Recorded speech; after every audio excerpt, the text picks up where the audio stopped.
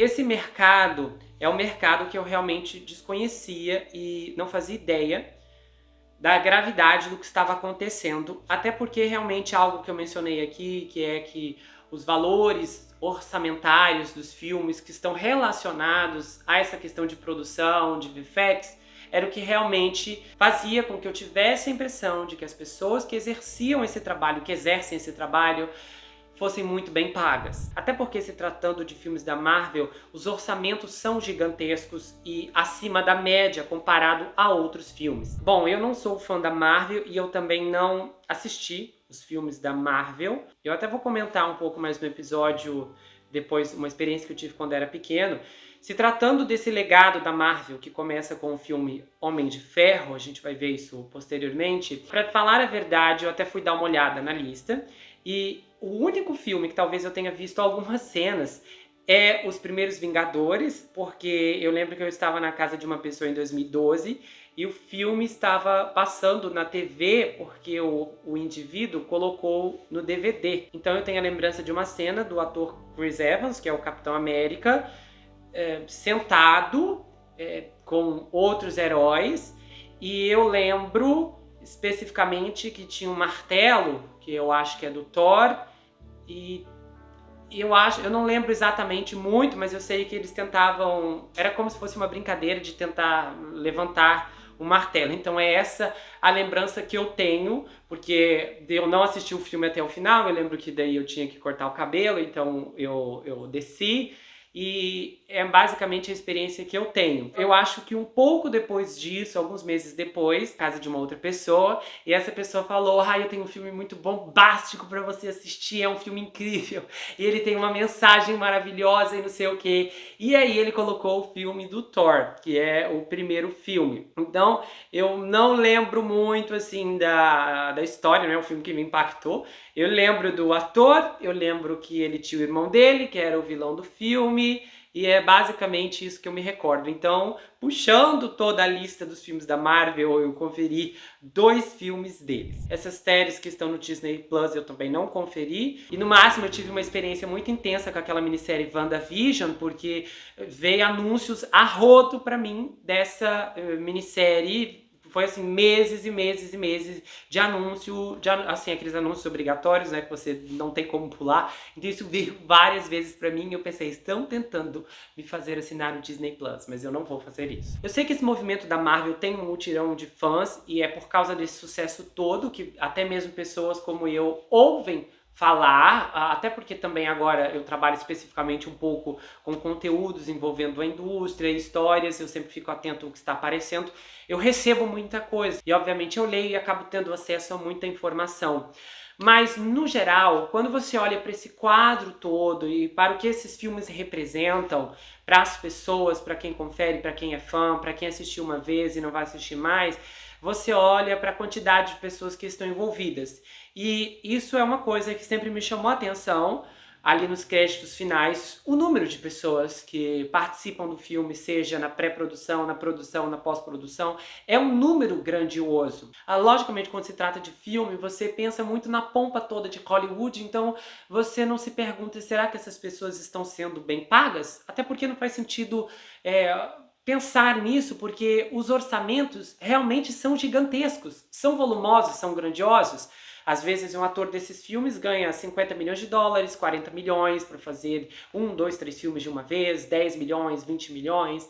E são pessoas que são muito bem pagas, que ganham mais do que toda uma equipe junta, trabalhando arduamente numa função que qualquer deslize será ridicularizada para o mundo todo, como a questão dos efeitos especiais tem sido especificamente, até porque várias produções recentes da Marvel estão sofrendo com isso. Eu vou ser bem franco com vocês. Eu já fiz várias histórias aqui envolvendo atores, cobrindo Hollywood em algum aspecto, e uma das histórias que mais me impactou é a do Olhos Famintos, porque aquele caso ali é inescrupuloso, e o fato desse meio ser permeado de coisas erradas e pessoas erradas realmente te distanciam de qualquer simpatia em relação a muitas coisas, como eu acho que eu tenho uns 2 meses que eu vi uma atriz dizendo, ela estava reclamando da vida financeira dela, e ela disse assim: se eu quisesse parar agora e ficar 6 meses sem trabalhar, eu não posso, porque o dinheiro que eu recebo fazendo, ela faz minisséries, ela participa de uma série, não é suficiente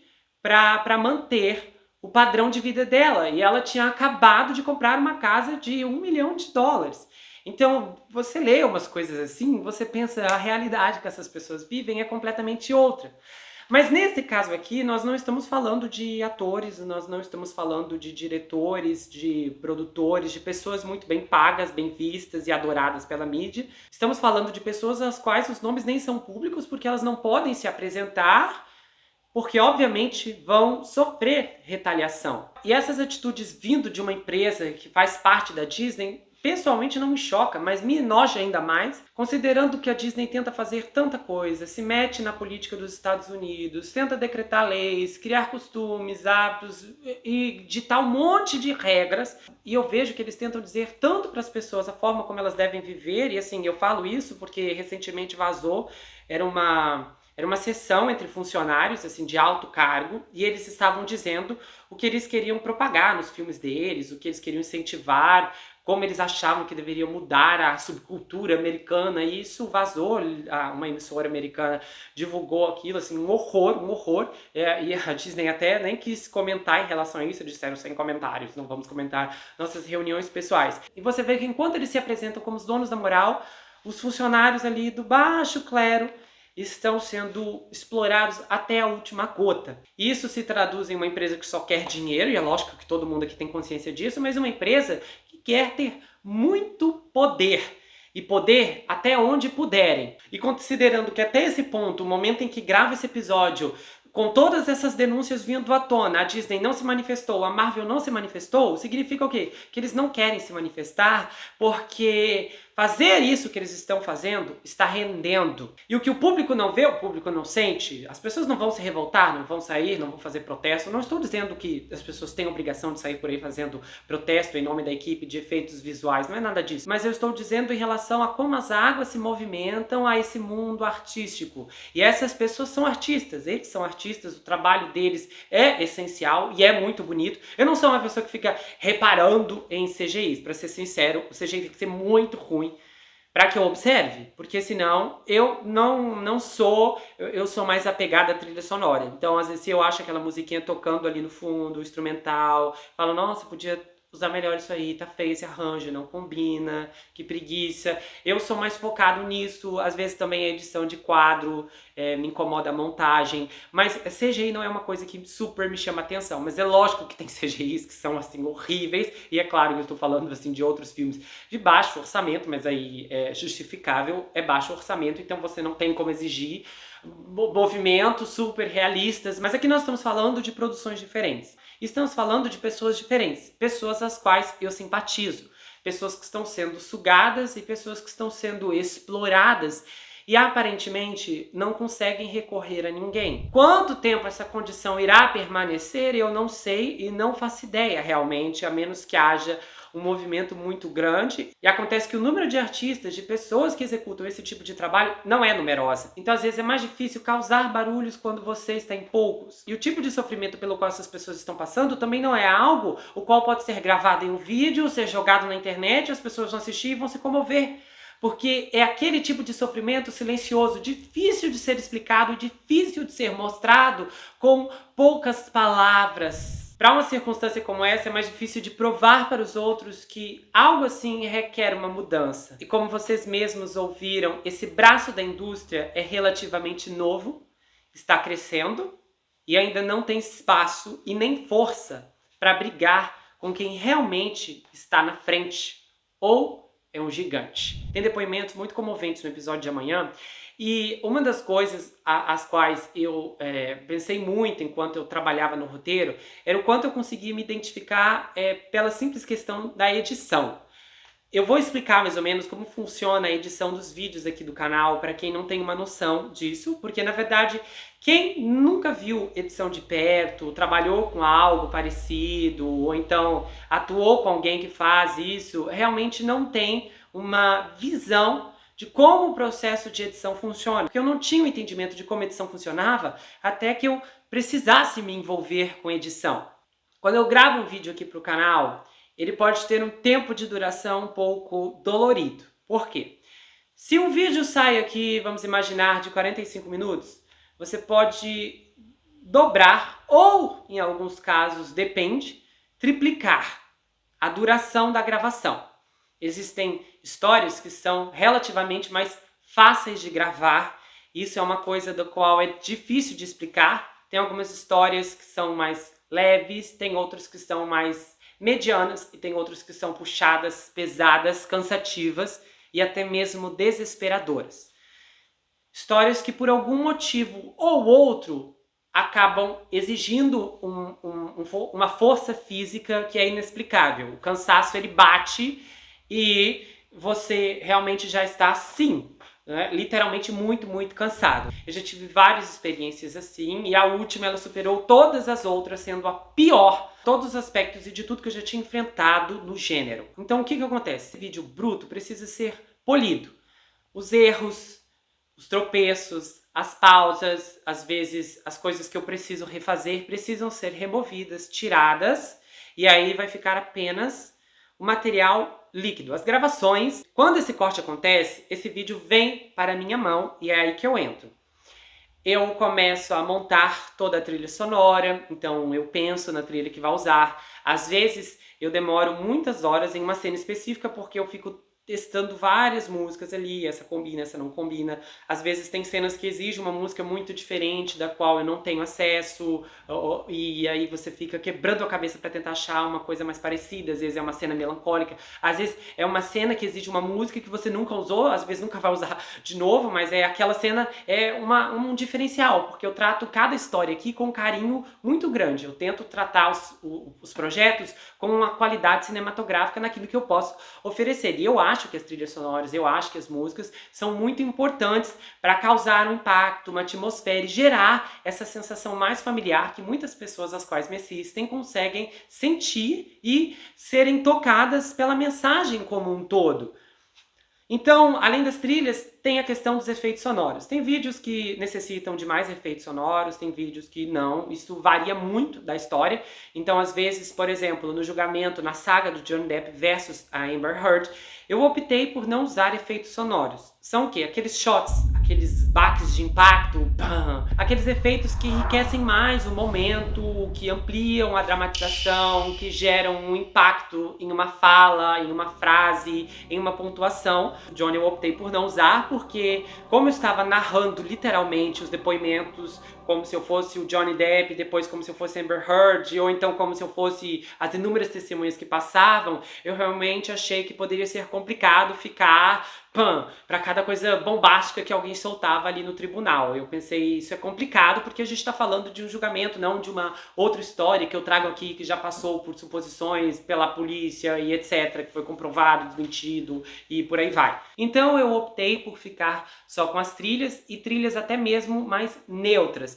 Vocês podem ver que durante a saga eu não usei aquelas trilhas inclusive que eu amo muito, que são aquelas que são mais... que você fala, uau, algo está acontecendo aqui, para realmente não pesar tanto de um lado ou para o outro. Para manter a condução da história intacta sem induzir alguma opinião ou perspectiva de valor. Até porque eu mesmo, você sabe, eu falei várias vezes, eu comecei o julgamento sem ter opinião, então eu fui tendo a minha própria opinião ao longo do julgamento. E hoje é tudo bem claro o que eu penso a respeito desse processo. Então, em relação à minha decisão de efeitos sonoros, de trilhas mais limpas, fazer as montagens da saga do Johnny Depp era uma coisa que não me custava tanto tempo, mas ainda me custava tempo porque os vídeos eram grandes. Vocês podem ver que a maioria dos vídeos iniciais ali do episódio 1 ao episódio 10, que é toda a estrutura do julgamento, havia episódios de 1h30, sendo o penúltimo antes do veredito, tendo 1h50 minutos.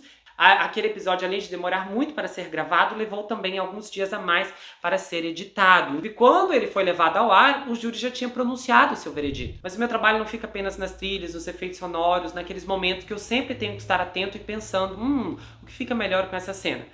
Eu também coloco as imagens, as fotos, os vídeos. Eu não faço esse enquadramento que vocês veem, por exemplo, aqui agora, que é, a gente chama aqui, os termos que nós chamamos aqui é muito interessante, eu chamo de encaixotar. Encaixotar é quando fica assim as telas divididas. Eu não divido as telas, mas eu apenas vou montando as fotos e vou colocando nos seus momentos específicos. Então, na edição, eu não estou falando de todo o trabalho que eu tenho antes com a pesquisa e depois com as imagens, de criar pastas para deixar tudo organizado, para facilitar esse processo de montagem depois.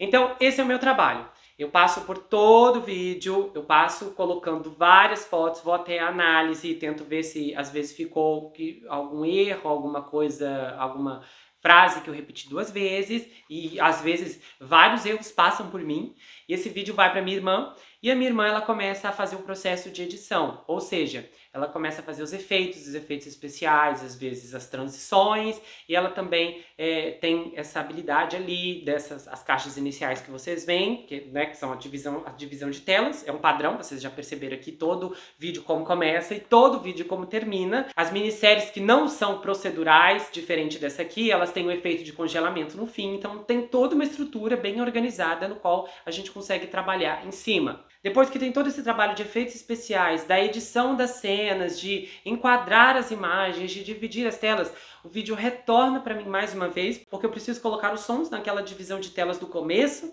e na divisão de telas do final, o mini trailer do começo. Então eu faço a trilha sonora, eu vejo aonde vai ter a minha voz, onde não vai ter, onde eu vou aparecer, não. E aí encaminho para minha irmã e ela faz toda a outra estrutura do trailer, efeitos, montagem de fotos aqui e tal, e etc. E aí depois que eu coloquei os sons, e quando não tem trailer sempre tem uma cena do começo, aí eu preciso selecionar as cenas, às vezes minha irmã seleciona uma cena e aí coloco a música, devolvo para ela, ela coloca para renderizar. O processo de renderização hoje ele é muito mais rápido porque a gente vai entendendo ali a funcionalidade do computador, do notebook, ou seja, até chegarmos hoje em um notebook que renderiza super mais rápido, mais depressa e também que consegue fazer a renderização sem o problema que nós tínhamos, inclusive no ano passado, que era horrível. Para vocês terem uma noção, a gente tem um notebook aqui, que é um computador da minha irmã, e esse computador ele não tinha muito tempo, acho que ele tinha o quê? Uns 2 anos só.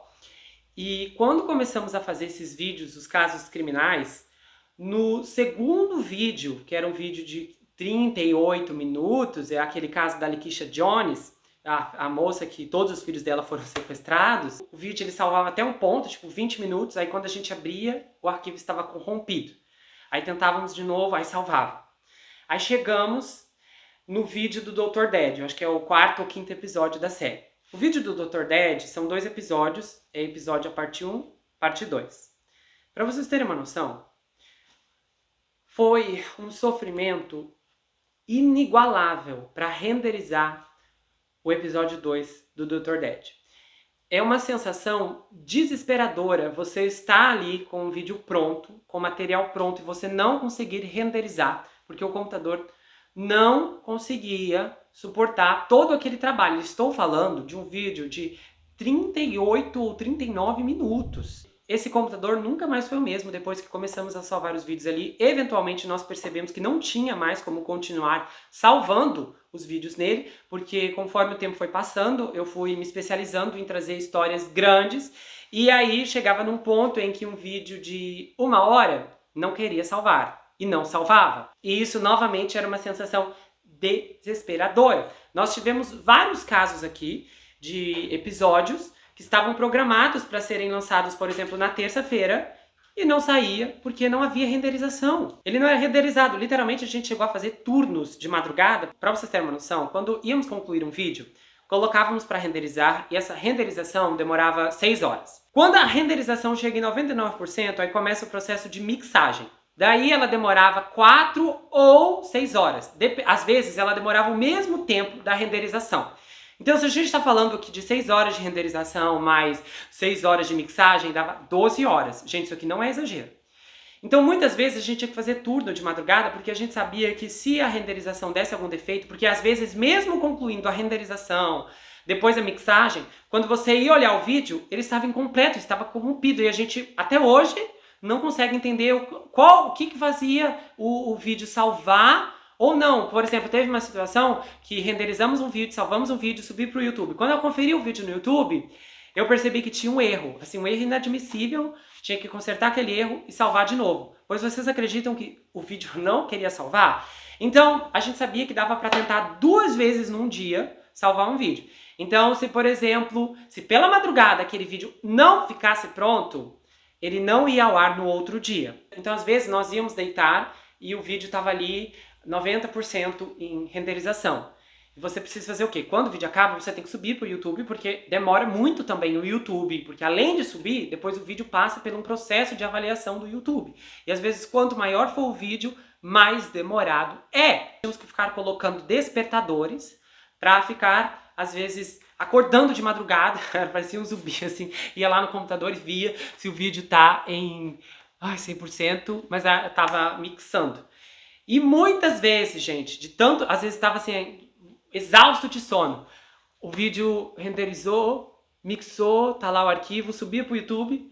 Quando subia pro YouTube, aí acordava de manhã, colocar a capa, o vídeo está aprovado, o YouTube aceitou, legal. Aí eu pensava, peraí, esse vídeo tem 20 minutos? Mas esse caso tem 40, ou seja, a renderização falhou, veio corrompida. Então esse era um drama muito recorrente que nós tínhamos, era uma coisa muito árdua e nós enfrentamos isso, esse tempo assim alongado de renderização até a estreia da minissérie Sob a Bandeira do Céu. Só pra você, o terceiro episódio, gente, ele não queria salvar de jeito nenhum. Eu cheguei a pensar ainda que não ia sair no prazo, né? Que a minissérie foi exibida em 3 dias. Eu pensei, acho que não vai sair isso aqui, porque tá difícil. Ele não queria salvar. Era um vídeo de 1h30. A gente sabia, quando chegava 1h, você já ficava nervoso. Se o vídeo dava 1h30, você já pensava, ai meu Deus, prepara pro drama. E, incrivelmente, teve alguns vídeos que eles salvavam, renderizavam, sem qualquer problema. E tinha outros que não.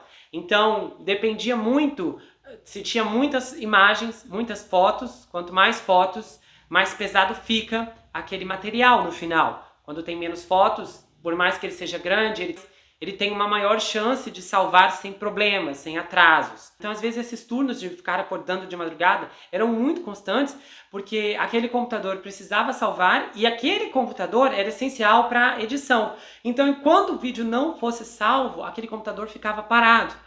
O episódio, a minissérie dos Turpin, O Escape da Casa dos Horrores, antes da minissérie Sob a Bandeira do Céu ir ao ar, eu já havia gravado a minissérie. E ela foi exibida o quê? No mês passado, em setembro.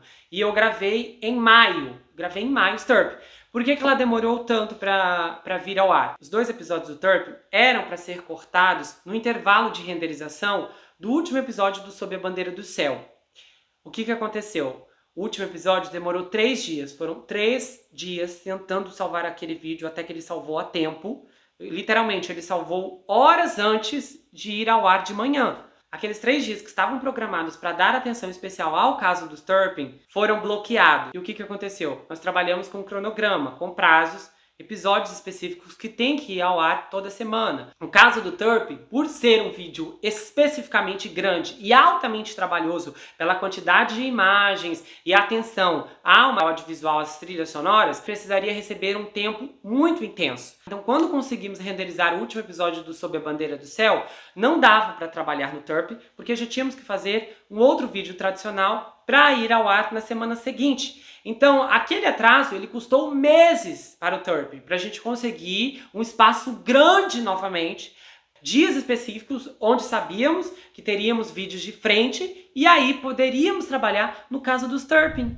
Então, até aquela época que a gente viu que realmente não dava mais para suportar aquilo, porque havíamos chegado no limite, literalmente, toda vez que um vídeo atrasava na renderização, outro vídeo, outro agendamento de um vídeo importante era atrasado ou era adiado. Então eu cheguei a ter vídeos aqui no canal que foram adiados por meses, porque eram vídeos que necessitavam de vários dias para que pudessem ser trabalhados. E só dá para dedicar tempo a um vídeo que demora muito tempo para ser produzido quando você tem vídeos menores, vídeos que já foram produzidos e que vão ser exibidos sem que aquele tempo que você está dando para aquele material específico afete a grade de programação do canal. E eu só estou falando aqui da dor de cabeça com renderização e outras questões. Hoje, graças a Deus, a nossa renderização ela leva muito menos tempo. Esse trabalho todo e essa frente com edição me deu uma experiência que eu nunca imaginei que teria. E me fez recordar de muitas coisas que eu ouvia anos atrás e ficava assim, chocado. Eu lembro que a primeira vez que eu ouvi uma pessoa dizendo eu cobro 400, 600, R$ 1.000 para editar um vídeo do YouTube, eu fiquei assim, chocado, porque eu pensei, gente, que dinheiro fácil. É engraçado, assim, quando eu penso nisso, eu sem noção nenhuma. Eu realmente pensava nisso, eu achava assim, não entendo. Uma vez eu vi um youtuber falando, gente, vocês não sabem, não é fácil gravar e editar. Ele mesmo disse que ele editava os vídeos dele. Ele falou, eu lanço 3 vídeos por semana e eu basicamente não consigo respirar.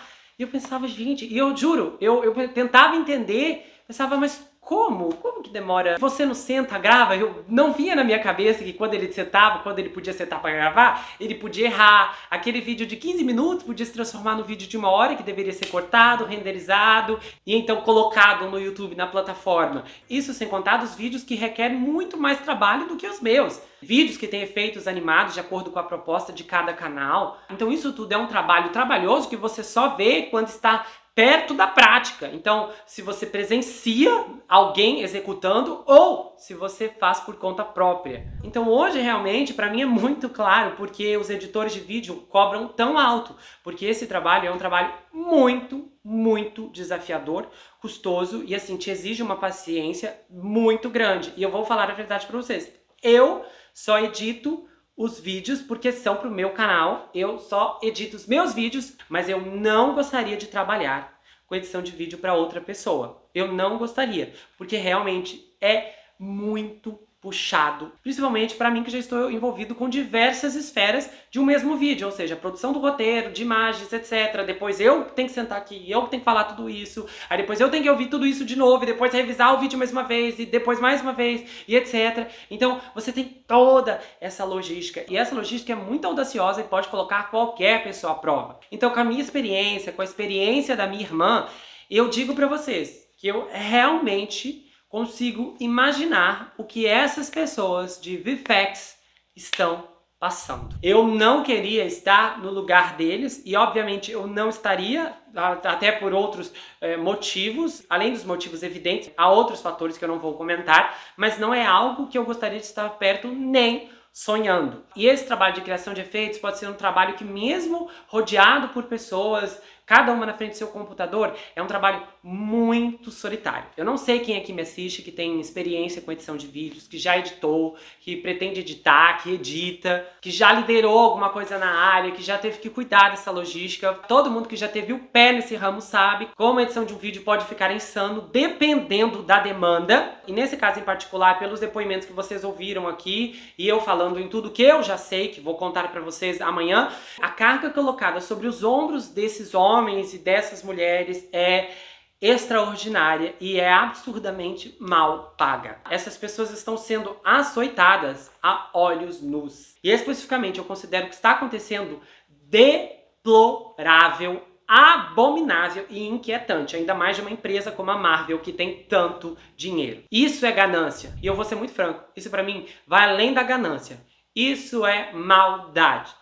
Essas pessoas estão basicamente sem saída, a menos que tenham fora do trabalho, e tem muita gente que ama executar, criar efeitos, criar todas essas coisas, essas realidades alternativas. Então, sabemos que quando você ama o que você faz, é muito difícil, inclusive tem muitas pessoas que escolhem permanecer naquele cargo, naquele trabalho, naquela função, porque elas amam aquilo e não pelo dinheiro que elas estão recebendo. E é um contraponto muito grande, porque eu fico pensando nessas pessoas que estão realizando horas e horas e horas e horas de efeitos. E aí vem um ator que ganha um salário astronômico, não que eu estou dizendo que ele não deveria receber um salário gigantesco, mas eu fico pensando em como deve ser difícil ouvir um ator dar uma entrevista e dizer eu só faço esse filme por dinheiro, ou eu não gosto desse gênero e nem assisto nenhum desses tipos de filme que faço porque eu não gosto de nada disso. Então, eu imagino que o tapa na cara deve ser chocante na face dessas pessoas. Eu acho que no contexto todo desse mundo qual eu desconhecia completamente, eu realmente vejo que a pintura nunca é realidade. É apenas a realidade de quem a vê. Se você gostou desse vídeo, se inscreve no canal, ativa o sininho, compartilha. Eu espero que você esteja gostando. Temos muito mais pela frente. Essa minissérie está bombástica. As reviravoltas que vão vir aqui pela frente, meus amigos, é muito grande. E eu espero que você goste, curta. Temos outras atrações aqui no canal. Temos muitas minisséries e todo o material que é produzido com muito carinho pra vocês. Se você quiser saber mais sobre mim, adquira meu livro Perfeito Estranho. Ele conta uma história de um rapaz chamado Jack Wilbur que se vê preso em uma terrível maldição hereditária, enquanto ele precisa enfrentar um serial killer que está escondido em sua própria casa. Esse livro tem reviravoltas extraordinárias e um mistério assim que você não vai conseguir desvendar até chegar ao final. Se você quiser, o livro vai autografado, acompanhado por marcadores, posters, material exclusivo. O livro é enviado para qualquer lugar do Brasil, quase qualquer lugar do mundo também. Você pode falar comigo pelo Instagram ou adquirir pelo meu site. Você também pode me seguir, inclusive, lá no Instagram. Se você tem Gustavo N, psicanalista, eu tenho um grupo no Telegram onde envio áudios exclusivos, bastidores, coisas que vêm à tona. E eu também tenho um canal de cortes. As análises são sempre recortadas e postadas por lá. Então você só encontra análise e muito material legal. Então a gente se vê no episódio de amanhã. E não se esqueça que aqui você sempre vai ter um amigo. Até mais, pessoal! Pantera Negra. O sucesso que explodiu e levou o nome de Chadwick Boseman aos 4 cantos da terra. Mas havia um segredo que ninguém sabia. Os detalhes completos da origem e do fim mortal de uma estrela da Marvel.